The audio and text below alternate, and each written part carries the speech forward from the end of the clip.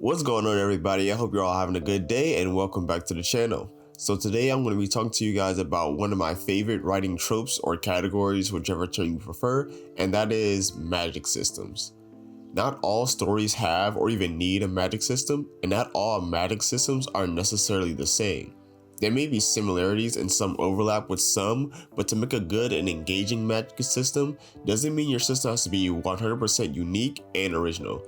Because if we're honest, there is nothing that is 100% original. It's all about the way you execute and present your magic system that makes the difference between being another boring adaptation of an already existing and popular magic system, to having your audience be engaged with the new system you have created, and just as importantly, believe your magic system can work and exist in the world you created without breaking the immersion. Now let's talk about what a magic system is in the first place. To give a simple definition on what a magic system is, most people would agree that a magic system is the rules, limitations, abilities, and characteristics that define magic in a story. Those aspects are very important to consider when it comes to making your magic system work and be believable. They also help to differentiate what your magic system is compared to others, because there isn't just one way to describe and create a magic system. There are two categories your system can fall under, and they are a hard magic system and a soft magic system. And there are pros and cons to each, and we're going to go over them right now. If I had to explain what a hard magic system is, in simplest terms, I would say that a hard magic system is a type of magic that has specific rules that your audience can understand and which limits your characters and what they can or can't do in your story.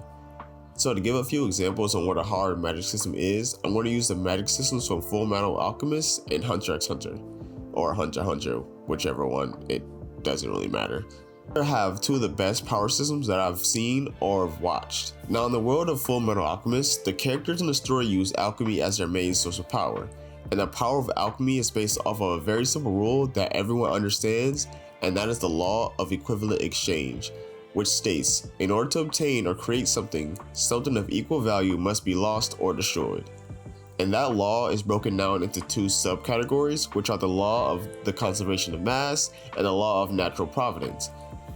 Not only does the story explain how alchemy can be used and the rules of alchemy, it also shows what happens to people who break the rules, which can lead to dangerous and catastrophic consequences, which I won't say here in case there's anyone who hasn't seen or read this story yet. But these rules and limitations are vital in the audience's understanding on how the magic works, and the same goes for Nen and Hunter x Hunter, which has so much depth and is created in a way that there are basically an infinite amount of ways that it can be used and applied, which makes the story even more engaging and interesting to see how the characters can take this power and the rules that it has and use it to their advantage, and that's the same effect you want on your audience. Now, the one downside you can have when it comes to having a hard magic system is it can take away from the mystery or the mystical aspect of magic, and there are some times where you can go overboard and over-explain your magic system to the point where it now feels like a history lesson rather than an interesting aspect of the story, which brings us to what makes a soft magic system. A soft magic system is a type of magic that has basic rules that apply to it, but does not have specific limits that are expressed or known to the audience. If I were to give a few popular examples of this, I would say look at The Lord of the Rings, Harry Potter, or Star Wars. Each of these stories have different types of magic or power systems that operate in their world that works for the world that it's in. However, each of these power systems don't have the clarity on what is and what isn't possible for the magic to accomplish throughout the story. And just like the hard magic system, there are pros and cons to this. An upside is you get to keep that mysterious and mystical aspect of the magic system, which can create a sense of wonder, and it opens your characters up to solving problems in surprising and interesting ways. But there is a downside, because since the aspect of the magic is vague and no real limits are set, it can lead to some situations being solved because of the power of magic, which can feel like a cop-out by the author and feel unearned to the audience, and can break the immersion and pull them out of the story. It's like having the power of friendship solve every problem your characters face, and it can feel lazy and repetitive if done incorrectly. Not to say there aren't ways in stories where those aspects can work. They just need to be reasonably set up and paid off in order for those things to feel earned and not to be a cop-out. For a magic system, just like anything, it exists on a spectrum, and there are some magic systems that lean heavily in the hard magic system category, like Nen, and there are others that lean heavily into the soft magic system, like Lord of the Rings. And there are magic systems who live in the middle, like Bending in Avatar: The Last Airbender, or Spiritual Pressure from Bleach. There's a way to have set rules and limitations that your audience can understand, but still leave room for more mystical and mysterious aspects, so there are moments where a surprising and interesting outcome can happen in the story. If you want your power system to stay cohesive and consistent, one thing you need to be aware of is the concept of power creep. What power creep is essentially is when a new power or ability is created that makes the previously established power irrelevant or creates such a drastic imbalance of power that everything prior becomes obsolete. Great examples of this can be found in almost every shonen anime, especially in Dragon Ball with the introduction of the Super Saiyan power-ups, Naruto jumping from low-level ninjas to fighting gods and aliens, and the insanity that is Ichigo in Bleach. It's always fine to expand and grow your power system to create new ways for your characters to grow as well, but you need to be careful that the power system still stays true to what set out to create in the beginning, and don't get too caught up on making the characters more powerful for the sake of spectacle and lose what made your magic system engaging in the first place.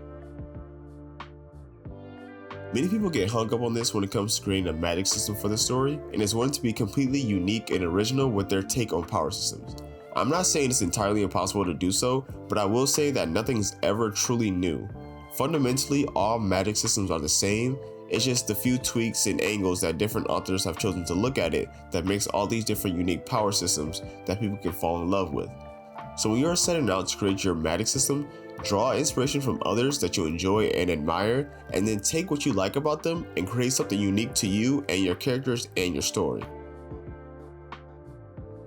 If you want your audience to believe and be invested in your power system, then it needs to exist in a world and a story that makes it believable that these characters would have these skills and abilities.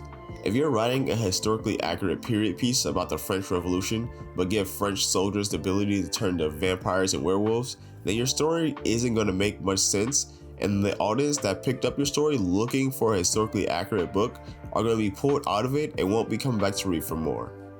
You can make fun and creative magic systems, just make sure it fits with your story as well.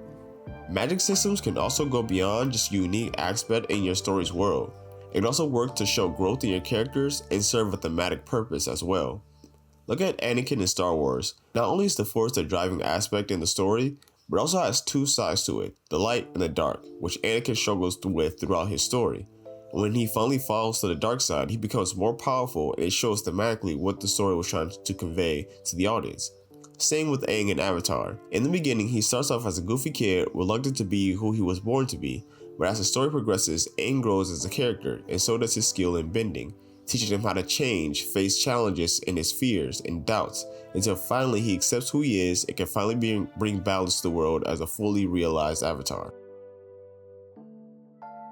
Alright guys, that wraps it up to this video. I hope you guys enjoyed it and learned something from it that will help you when it comes to writing your future magic systems. If you enjoyed it, then do let me know by leaving a like and comment down below. And let me know what your favorite magic system is that you have read or watched. If you want to see more videos from me, then do consider subscribing to the channel and ring the notification bell so you'll be notified when I upload any and everything. And I will see you all next time.